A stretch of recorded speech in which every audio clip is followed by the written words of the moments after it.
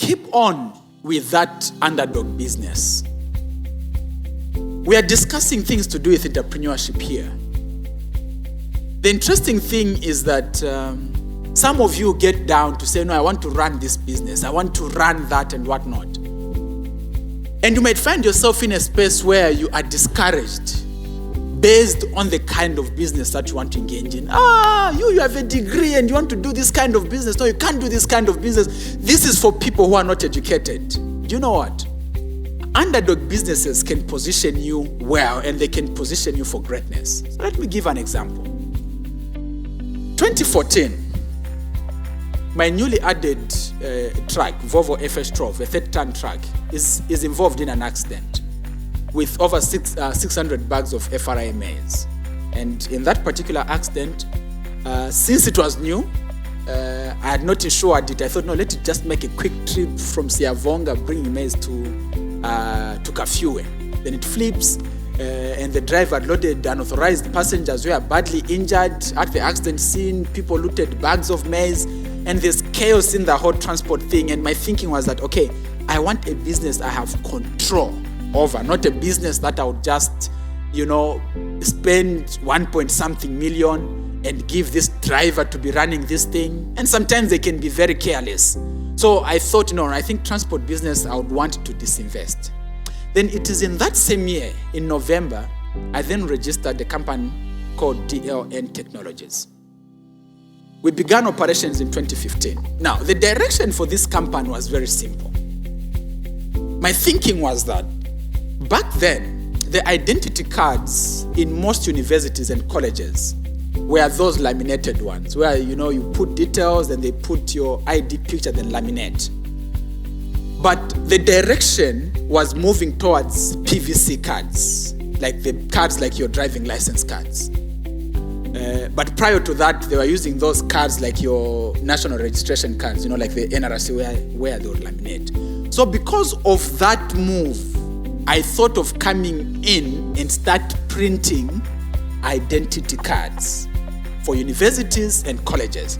And I ran the numbers. Then the numbers were very clear. If I'm just making a 30 kwacha per card and I print 100,000 identity cards per year, then I would easily make, a cool 3 million every year or something like that as profit. So the numbers were very clear. So I bought the printer from South Africa and started the business of printing. Now, DLN Technologies, when it was founded, it was just to print identity cards. That was long before all these things to do with manufacturing driving licenses, doing ATM cards and whatnot. Before it even came in, the direction I had was that I need to print identity cards. So when I got right on it, so I would go to schools, convince them that, you can't be using IDs like this. An ID is something that, your learners will go with, and it will be, an indication of how powerful your school is. So you need proper ID cards and whatnot. So when I convinced them, I'd go there, capture with a digital camera, then we'll do the printing. Now, people started laughing. This guy, he's an accountant, but you see the kind of thing that he does. He goes around and captures people to print ID cards. Is that the business he runs? Yes, and they would laugh. Even the person that I was dating at a particular time, when she was asked, by some family members, what does your boyfriend do? No, he prints ID cards. Like how? No, he goes and he captures. So that's what he does. And people would easily laugh. Now, let me push quick numbers for you to understand as I speak of, the underdog business. So to print an ID card back then, the cost, that blank card and the cost of printing it was coming to 5 kwacha. Then 5 kwacha per card. That's the cost of printing.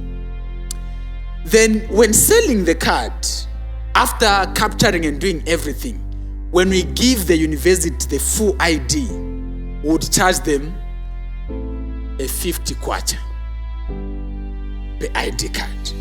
Now, at the point I was being laughed at and being made fun of, I'd just gotten a deal to print 3,000 identity cards. For which university? Chalimbana University. So they had given us an order of 150,000 because it was 50 kwacha by 3,000. And this gave us a cool 150,000 kwacha. Then the cost this side, 5 kwacha by 3,000. This was giving us just a 15,000. Then all the expenses, transport and whatnot, it was just about 5,000 kwacha. So this was a 20,000 kwacha, and we charged them 150,000 kwacha. So meaning I made a profit of 130,000 kwacha. And I did this job in 3 days. And I got the 130,000 kwacha. Now the people who are laughing, they have a salary. And the salary is 5,000 kwacha after 30 days. And I'm looking at it to say, this person, to make what I made in 3 days, they'll need to work for almost 3 years to make what I make. And they are laughing. And you see, this issue of being laughed at is a story for many people who may even be here. You are running a business, even if it is unblocking toilets. See, if it is legal and it is giving you money, run with the Underdog business. And the interesting thing with the Underdog business is that no one even expects you to win. But you could be making it very big. There are people that I know of back then who are selling tissue. They would import in containers, selling tissue, and they'll make so much money just from tissue, an Underdog business. So as you go back, don't mind what people say. Sometimes we are held back because we worry so much about what people would say. We worry so much about the laughter that people would give us. It is great to run an Underdog business. I have been there, and I rose from an Underdog business.